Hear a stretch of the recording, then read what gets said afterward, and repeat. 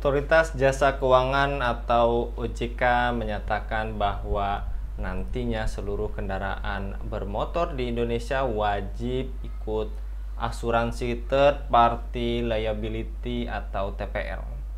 Hal ini akan dimulai diterapkan setidaknya per Januari 2025 mendatang. Tadi, third party liability sendiri merupakan produk asuransi yang memberikan ganti rugi terhadap pihak ketiga yang secara langsung disebabkan oleh kendaraan bermotor yang dipertanggungjawabkan sebagai akibat risiko yang dijamin di dalam polis. Kepala Eksekutif Pengawas Perasuransian, Penjaminan dan Dana Pensiun OJK Ogi Prastomiyono mengatakan saat ini asuransi kendaraan masih bersifat sukarela. Akan tetapi dalam Undang-Undang Pengembangan dan Penguatan Sektor Keuangan atau UU PPSK disebutkan bahwa asuransi kendaraan dapat menjadi wajib bagi seluruh pemilik motor dan mobil. Seperti apa konsep asuransi third party liability? Rencana mobil dan motor wajib asuransi menyusahkan rakyat, dan bagaimana hukum asuransi wajib kendaraan dalam Islam? Untuk membahasnya kami terhubung dengan seorang ekonom pakar ekonomi syariah, Bung Arim Nasim. Kita sapa terlebih dahulu. Assalamualaikum warahmatullahi wabarakatuh, Bung Arim. Waalaikumsalam warahmatullahi wabarakatuh. Kabar baik, Bung Arim? Alhamdulillah, cuman kabar buruk mendengar asuransi TVL ini. Ya, baru mau disampaikan sudah langsung digas gitu oleh Bung Arim. Sudah tambah penderitaan rakyat makin menderita gitu ya, Bung Arim. Dan kali ini lagi-lagi terkait tadi yang Bung Arim sampaikan. Seperti apa sebetulnya Bung Arim konsep asuransi TPL ini? Ya, jadi ini kan konsep asuransi yang sebenarnya bukan baru ya, mungkin baru diterapkan ya. Jadi ini kan third party liability itu adalah jenis asuransi yang memberikan ganti rugi ya kepada pihak ketiga ya, pada pihak ketiga akibat kecelakaan yang dilakukan atau kecelakaan atau kejadian yang dilakukan oleh pihak kedua atau peserta asuransi gitu kan. Jadi selama ini kan asuransi itu klaimnya itu bagi peserta asuransi. Nah, TPL ini itu memberikan eh, klaim ya kepada pihak ketiga yang menjadi objek kecelakaan ya atau mengakibatkan mendapatkan kerugian yang dilakukan oleh pihak kedua peserta asuransi. Ya. Contoh itu kan, misalnya seseorang itu ditabrak ya, ditabrak oleh si A lah katakanlah sebagai peserta asuransi. Maka orang yang ditabrak tadi ya itu nanti penggantian kerusakan kendaraannya atau misalnya ada yang luka sakit gitu. Nah, biayanya itu ditanggung oleh pihak asuransi gitu kan. Bukan ditanggung oleh pihak yang nabrak gitu kan. Nah, ini saya kira konsep yang terkait dengan third party liability ya atau TVL. Jadi pihak ketiga akan mendapat ganti rugi akibat kecelakaan musibah yang disebabkan oleh pihak kedua sebagai peserta asuransi. Nah, cuman kalau kita lihat tentu ya konsepnya kan tidak mudah ya untuk mengklaim. Biasanya kan sering kita mendengar bahwa eh, banyak jangankan pihak ketiga, peserta asuransinya aja banyak yang ditolak klaim terhadap kecelakaan atau sesuatu yang harus kemudian diganti kerugiannya oleh pihak asuransi gitu kan. Banyak yang ditolak gitu kan. Nah, ini juga sama, saya kira ada syarat-syarat yang harus dipenuhi yang ini menjadi batu sandungan gitu kan. Misalnya itu kan syaratnya itu adalah dalam konteks kendaraan bermotor, orang yang menabrak itu memang mobil dia sendiri ya, punya SIM itu kan. Dia tidak mengemudikan kendaraan orang lain. Itu contoh itu kan.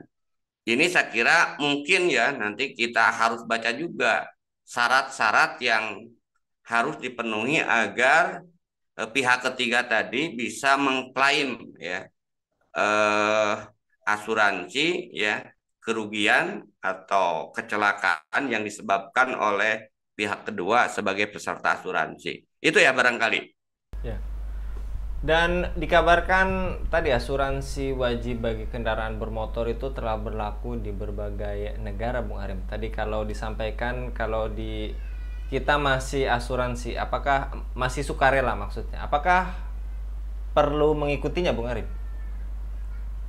Ya, sesuatu yang buruk kan tidak harus diikuti ya. Ini kan memang konsep demokrasi, liberal, bahkan swastanisasi, di mana semua ini itu dibebankan kepada, jadi semua urusan rakyat ya itu dibebankan kepada rakyat sendiri, negara lepas tangan, atau dalam bahasa yang populernya itu adalah konsep privatisasi atau liberalisasi. Dan konsep ini kan hanya menempatkan negara sebagai penonton, bahasanya itu kan, membuat regulasi. Negara tidak punya kewajiban untuk riaya atau mengurus rakyat. Dan konsep ini kan konsep yang buruk sebenarnya. Faktanya kalau kita lihat ketika pandemi misalnya kemarin kan di Eropa, Amerika, banyak rakyat yang tidak ikut asuransi memang menjadi korban, ya kan? Kenapa? Karena peran negara itu nyaris tidak muncul di sana gitu kan. Kenapa? Karena mereka akan mendapatkan layanan ya riayah atau apapun bentuknya kalau mereka terdaftar sebagai peserta asuransi. Makanya itu diwajibkan gitu kan. Nah, sebenarnya menurut saya ini sama nanti yang di belakangnya itu sebenarnya itu ada perusahaan asuransi lah, oligarki asuransi ya. Setelah mereka berhasil meraup keuntungan dengan BPJS-nya gitu kan, asuransi kesehatan yang diwajibkan oleh negara itu kan.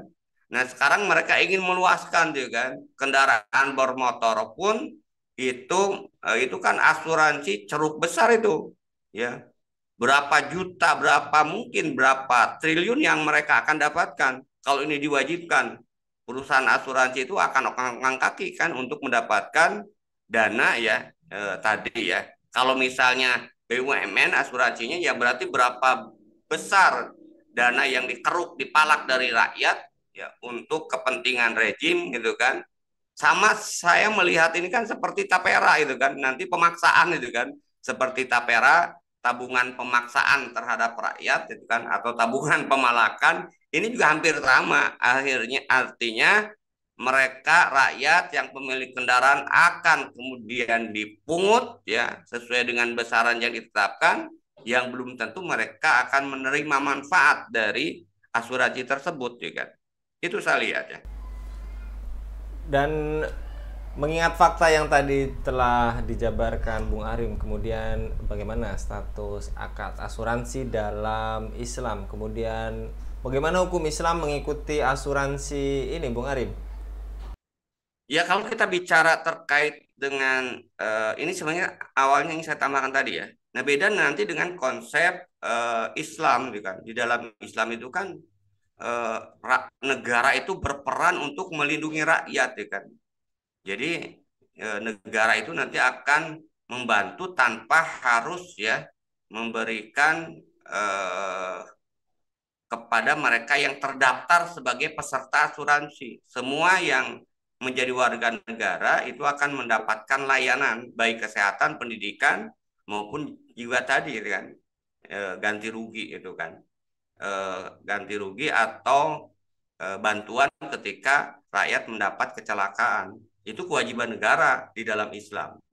Nah, itu secara konsepnya ya. Sementara secara praktis ini kan asuransi itu kan individual sebenarnya kan. Artinya individu akad yang sifatnya pribadi. Saya melihat para ulama melihat akad asuransi itu akad yang batil haram. Karena menurut para ulama di dalam asuransi itu semua sepakat di situ ada unsur maisir, unsur judi ya, goror atau spekulasi dan unsur riba ya kan.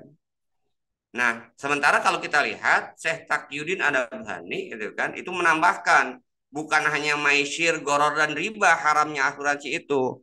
Karena di dalam fikih Islam menurut Syekh Taqiyuddin asuransi itu akadnya itu batil walaupun terbebas dari maisir, goror dan riba. Kenapa? Karena yang dijadikan objek transaksi dalam asuransi itu janji, ya kan? Jadi kalau kecelakaan janji akan diganti. Kalau tidak ada ya kecelakaan itu misalnya itu tidak ada transaksi itu gitu kan, pembayaran itu. Makanya menurut Syekh Taqiyuddin An-Nabhani ya dalam kitabnya Sistem Ekonomi Islam, keharaman asuransi itu bukan hanya ada maisir gharar riba, tapi juga tadi akadnya pada objek yang batil yaitu janji, bukan jual beli barang, bukan juga jasa, karena dalam pandangan Islam janji itu bukan jasa itu kan. Nah karena itu dalam konsep Islam asuransi itu nggak bisa disyariahkan. Kenapa? Karena secara akadnya itu batil, ya kan? Karena akadnya batil, nggak bisa dari asasnya batil, sulit untuk disyariahkan. Sama seperti pelacuran, kan nggak ada pelacuran syariah itu kan. Nah asuransi juga sama, di dalamnya itu sulit untuk kemudian disyariahkan. Kenapa? Karena ya konsep tadi kan, konsep asuransi itu muncul di dalam sistem kapitalis, sistem demokrasi, sementara dalam sistem Islam itu tidak ada itu kan pola-pola yang seperti itu kan.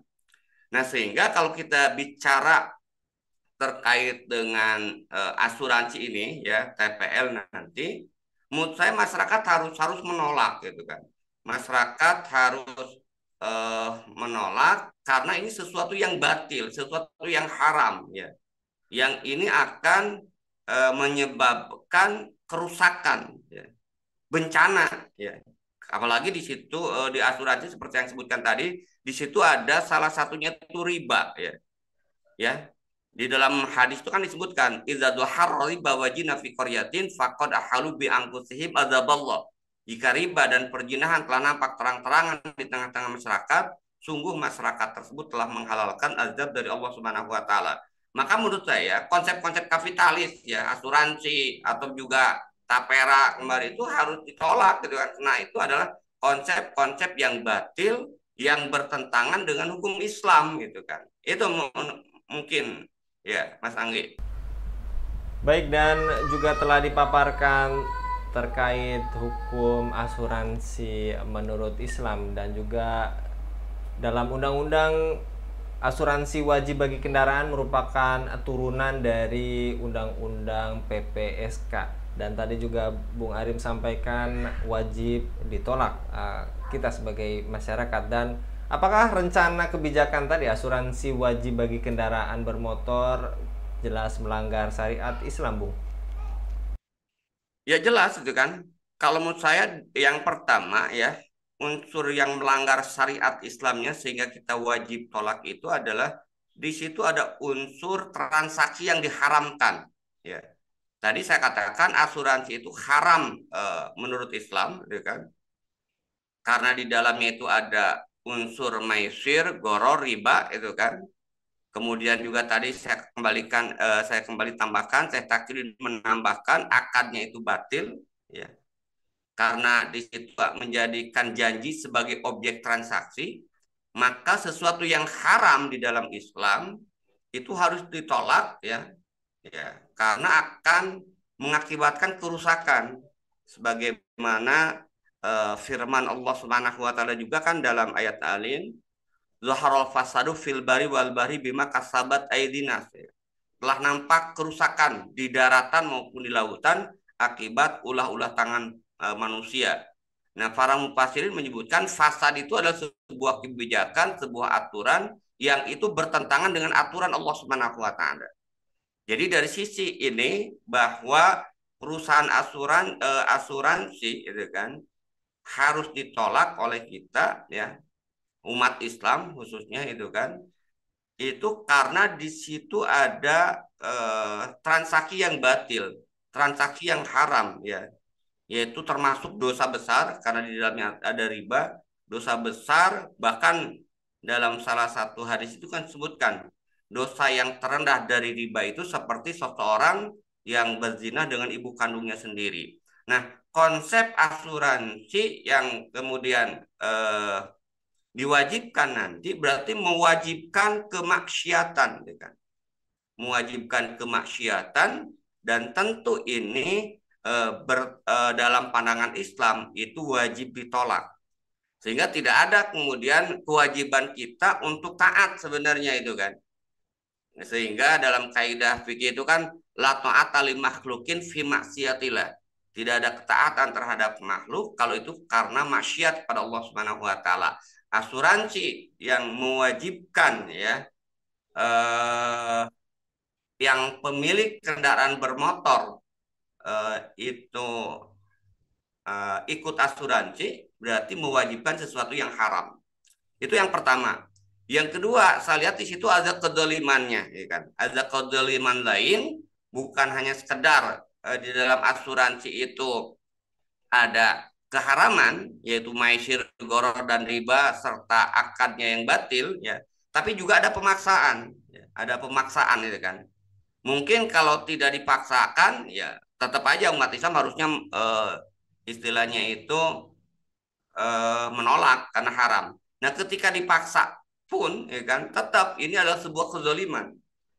Sehingga lagi-lagi saya kira negara itu hanya akan menimpakan kesulitan, penderitaan dan kesengsaraan bagi rakyat, ya kan. Ini kezaliman yang saya kira harus ditolak sama seperti ketika para buruh menolak tabungan perumahan rakyat atau tapera. Ya.